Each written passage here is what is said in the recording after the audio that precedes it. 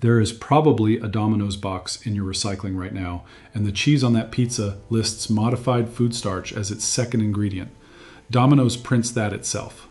The enemy is a labeling rule, 21 CFR 101.11, that makes chains post calories and never what's in the food. In 2023, a federal judge threw out a fake cheese lawsuit because nobody had promised real cheese. And the strange part isn't the cheap chain, it's the expensive one. 3 of these are still real, including one whose cheese list is 4 words long. 9 chains to walk past, 3 worth ordering. Let's start with what real mozzarella even means, because there's a hard number on it. The Food and Drug Administration wrote a standard of identity for it, 21 CFR 133.155. Minimum milk fat, 45% by weight of the solids. Moisture above 52% and no higher than 60. That rule also lists what you're allowed to add. Milk, cultures, salt, enzymes, vinegar. Starch is not on that list. Vegetable oil is not on that list. Whey protein concentrate is not on that list. So why cut it? Because real mozzarella is expensive and it behaves badly. It rides the dairy market up and down all year, and it fights you inside a hot delivery bag. It weeps oil, browns too fast, and clumps in the shred bin. Add a little starch and the water stops running, the shreds stay loose, and the pizza survives a 30-minute drive looking like the photo on the wall. That's the trade. Texture for truth. And get this, the second you add that starch, the stuff on your pizza legally stops being mozzarella cheese and becomes a blend. On a package in a grocery store, they'd have to tell you that in plain English. On a menu board, they don't have to say a word. Here's the thing. That rule covers calories and a nutrition panel you can ask for at the counter. It has never covered an ingredient list. So a chain can write the word cheese on a lit sign, hand you something that legally isn't cheese, and break no law. That's the entire label game. And it runs in the aisle where nobody reads anything because there's nothing to read. Later, I'll show you a 60-second test you can run in the parking lot that tells you which side of that line your pizza falls on. Chain number 1, Sbarro. This is the one you smell before you see it. Mall food court, second floor, a pan of pizza the size of a car hood sitting under a heat lamp while somebody slides a slice onto a paper plate. If you've taken a kid school shopping in the last 30 years, you've eaten this pizza standing up. Sbarro will not show you a national ingredient statement. I looked and it isn't there. What they will show you is a balance sheet, and the balance sheet is rough. Sbarro filed Chapter 11 bankruptcy in April of 2011 and wiped out 80% of a $400 million debt load. Then they did it again in March of 2014, 3 years later, going back to court for another $140 million. In February of that same year, they announced they were closing 155 of the roughly 400 restaurants they owned in North America. That's the receipt. Not a lawsuit about an ingredient. A company that has now stood in front of a bankruptcy judge twice and explained that the math on this pizza does not work. When a chain reorganizes that hard, the savings do not come out of the rent on a mall lease. They come out of the pan. For a price anchor, Sbarro ran a national deal in October of 2025 at $10.99 for a 14-inch New York-style cheese pie. Buy that once a week and you're at $571 a year. What you're actually buying there is time, not fresh time, reheated time. Here's what makes this one particularly frustrating. The format itself is honest. A big pan cut into squares, sold by the slice, is how New York has fed people for a century. Sbarro didn't invent a shortcut. They built a business where the pizza has to sit under a lamp for 40 minutes and still look edible, and every decision after that flows downhill from the lamp. But this next chain built its whole business on you eating more than one slice. Chain number 2, Cici's. This is the birthday party pizza. Buffet line, plastic tray, a conveyor oven pushing out small pies while a kid in a paper hat swaps the pans. Somebody in your family has had a birthday here, and if you have grandkids, you've paid for it. Run the math the way the restaurant has to run it. An all-you-can-eat buffet only works if the cost per pie is low enough that a hungry teenager cannot hurt you. Every dollar of food cost you pull out of a pizza goes straight into surviving the month. So the incentive is not to make the best pizza on the block. The incentive is to make the cheapest pizza a person will eat 4 slices of without complaining. And even that did not work. Cici's filed Chapter 11 on January 25, 2021. The company's primary lender had picked up $82 million of its debt the month before and effectively took the chain over through the filing. At the time, Cici's and its franchisees ran 318 locations across 26 states. That was roughly half of what the chain had at its peak about a decade earlier. Turn the package around on this one, and there's no package to turn around. That's the part that bothers me. You're handed a tray at the door and told to go crazy, and the one thing you cannot do anywhere in that building is read anything. They're banking on the fact that a buffet feels generous, and generosity is very good at stopping questions. What you get is soft, sweet crust, sauce with the sugar dialed up, and cheese that goes glossy under the warmer instead of stretching. It isn't poison. It's engineered to be forgettable at volume, which is its own kind of insult. And a buffet feels like a bargain precisely because you stop counting. Nobody adds up what a family spends here across a year, and not $1 of it buys a single line of information about what you ate. Now, the next chain is the one people defend in the comments because it costs 3 times as much and looks like the honest choice. Chain number 3, Blaze Pizza. This is the fast casual one with the open flame oven and the line where you point at what you want. It reads artisanal from 30 feet away. Blistered crust, 90 seconds in a stone oven, the whole show. And I want to be fair, because Blaze genuinely gets something right that almost nobody else in this video does. Look at the ingredient list for their classic dough. Wheat flour, malted barley flour, water, durum semolina, sugar, salt, spice, extra virgin olive oil, yeast. That's the whole list. No dough conditioners, no soybean oil, no maltodextrin, no relaxers. Semolina and olive oil in a chain crust is a real decision that costs real money, and they deserve credit for making it. Then you get to the cheese. Blaze publishes that too. Low moisture whole milk mozzarella, and right behind it, potato starch and canola oil, then cellulose and natamycin. Whole milk mozzarella is a genuine upgrade over part skim, and I won't pretend otherwise. But the starch is sitting right there, in a pizza priced like a restaurant meal, on a crust that proves the company knew exactly how to do it properly when it wanted to. Fix one line on one spec sheet and Blaze moves straight over to the good half of this list. That's how close it is. If this is already saving you from a bad shop, do me a favor and hit subscribe. We publish one of these every week. And that's the twist running underneath this whole video. The shortcut is almost never about ability. It's about which part of the pizza the customer is watching while it's made. Blaze fixed the part you stand and watch and cut the part that shows up already melted. What makes this particularly annoying is the price. You're paying close to sit-down restaurant money for a personal pizza, on the strength of an open flame and a wooden peel. They're banking on the theater doing the work the ingredient list is supposed to do. Once you see it, you cannot unsee it. But the next chain is aimed at people who can't read the menu board yet. Chain number 4, Chuck E. Cheese. This is the one with the ball pit and the animatronics and the token machine. And for a lot of kids, it's the first pizza they ever taste. I went in expecting the worst, and their in-store mozzarella is clean. Pasteurized milk, cheese cultures, salt, enzymes. The trick isn't in the cheese, it's in what they brush on top of it. Pull up Chuck E. Cheese's own ingredient document and find the item they call garlic butter.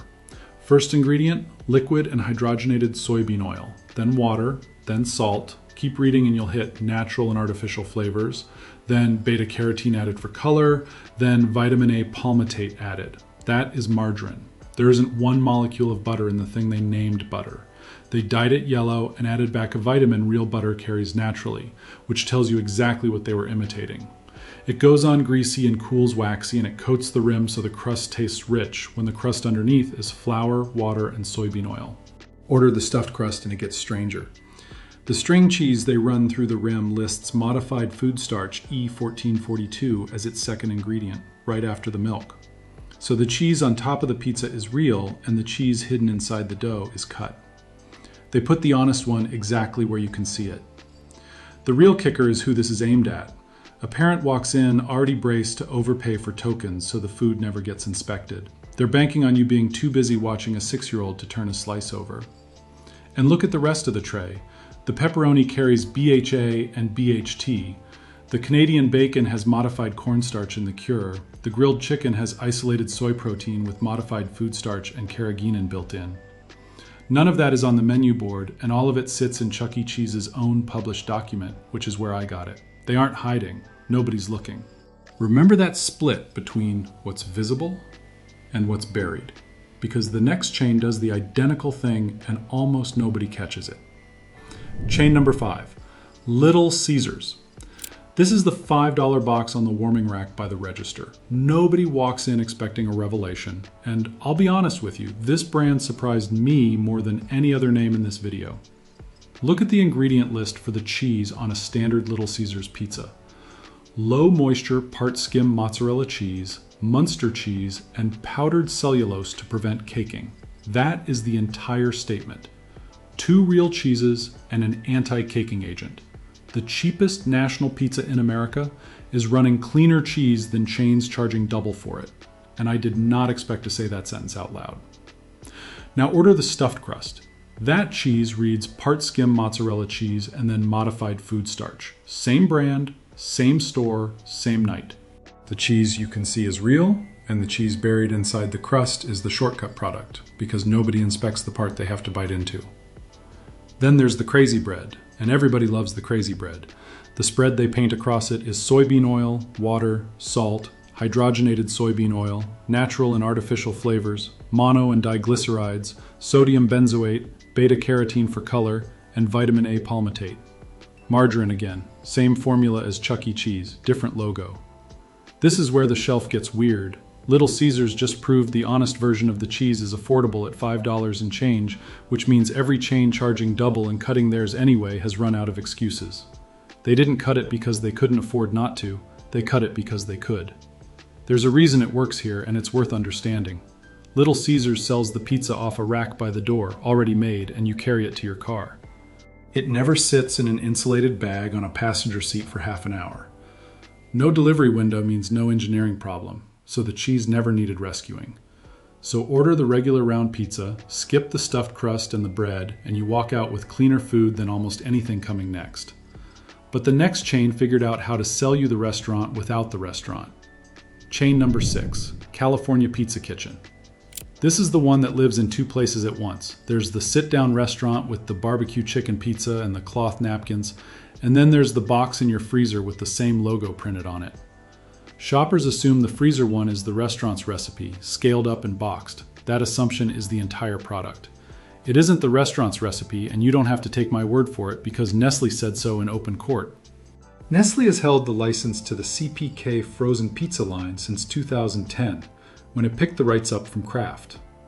When California Pizza Kitchen filed Chapter 11 in July of 2020 and tried to claw those trademark rights back, Nestle sued. They told the court that CPK must not be allowed to manipulate the bankruptcy process to unwind a decades-old licensing transaction, which operated as an effective sale of its frozen pizza business to Nestle. Read that phrase again, an effective sale. The restaurant chain does not make the frozen pizza carrying its name, and hasn't for over a decade. A different multinational makes it, under contract, in a plant you'll never see to a spec you'll never read. That's a premium costume in its purest form. You're paying a restaurant price for a logo that got licensed out before some of the people buying it were old enough to drive. Bottom line, nobody lied to you on the front of that box. They just never once volunteered who was actually in the kitchen, and the box is built so the question never occurs to you. Now think about why a chain would want that deal. Licensing your name is close to free money. You ship no product, staff no plant, buy no cheese, and a check arrives. The company on the other end owns every decision about what goes in the food, and its job is to hit a grocery store price point, not to protect a restaurant's reputation. Now the next one is the biggest name on this entire list, and it's where the price tag and the ingredient list stop making sense together. Chain number 7, Pizza Hut. This is the red roof. This is the book it personal pan you earned for reading in 3rd grade, and the salad bar with the shredded carrots. For a lot of people watching, Pizza Hut isn't a chain at all, it's a memory, and that trust is exactly what makes this one land. Pizza Hut links to its own ingredient search tool right off its nutrition page. So go look at the pizza cheese yourself. Part skim mozzarella cheese, pasteurized milk and skim milk, cheese cultures, salt, enzymes, and then modified food starch, second ingredient. Then cellulose to prevent clumping, then potassium chloride, then natural flavors. The original pan is worse than it looks. That crisp golden bottom everybody grew up loving isn't baked, it's fried. The pan oil is soybean oil with TBHQ added to protect freshness, and the dough sits in it while it cooks. That explains something people have described for years without knowing why. Crisp outside, heavy an hour later. That isn't the cheese, it's a fried crust wearing a baked crust's name. And the buttery blend they brush around the edge is soybean oil, water, salt, mono and diglycerides, preservatives, natural flavor, beta-carotene for color, with vitamin A palmitate added. That's the third chain in this video selling a butter that contains no butter. Now here's the one that actually got me. In Canada, Pizza Hut's own ingredient listing for pizza mozzarella runs milk, modified milk ingredients, bacterial culture, salt, calcium chloride, microbial enzyme, and cellulose powder. No modified food starch anywhere on it. Just not here. Same brand, same logo, same oven, same corporate parent, and a border on a map decides whether starch goes into the cheese on your kid's pizza. Nobody had to build it that way, and we got the cheaper call. If you're ordering here anyway, and plenty of people will, get it hand tossed and skip the buttery blend at the edge. That won't fix the starch in the cheese, but it drops the fried base and the dyed spread in one move. But the next chain does something worse than that. It makes the shortcut sound like the standard. Chain number 8, Domino's. This is the one that shows up in 30 minutes with a tracker running on your phone. Domino's rebuilt its whole reputation on an apology about ingredients on national television, which is what makes the current statement so uncomfortable. Domino's publishes it right on its own website. The pizza cheese reads part skim mozzarella cheese, pasteurized milk, cultures, salt, enzymes, and then modified food starch. Second ingredient again. Then cellulose to prevent caking, then non-fat milk, then whey protein concentrate, then flavors, then sodium propionate added as a preservative. Whey protein concentrate is the part people skim past. That's a cheese-making byproduct, the watery stuff you normally drain off, dried and added back in to pad the numbers. Sodium propionate is a mold inhibitor.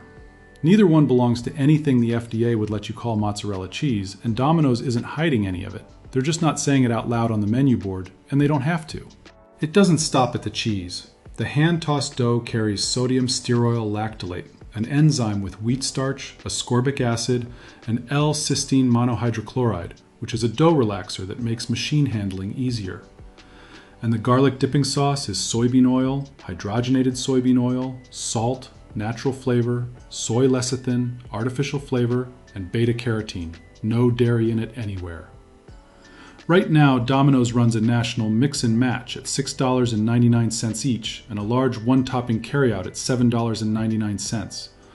Order that large once a week for a year, and you've spent $415.48 on an engineered substitute. Cheap food is fine. Cheap food is how a lot of families get through a Friday. Cheap food that got quietly redesigned in a lab while the marketing walked the other direction is a different conversation. That's what bothers me here specifically. Domino's stood up and admitted its pizza wasn't good enough, and people respected them enormously for it. That apology bought a decade of goodwill. It did not buy the starch out of the cheese. And the final chain on this list is the one I'd be most annoyed to have ever defended. Chain number 9, Papa John's. Better ingredients, better pizza. You know the line. You've heard it since the 90s, it's printed on the box, and it is doing an enormous amount of work. So let me tell you what happened to that slogan, because it went to court. Pizza Hut sued Papa John's for false advertising in August of 1998.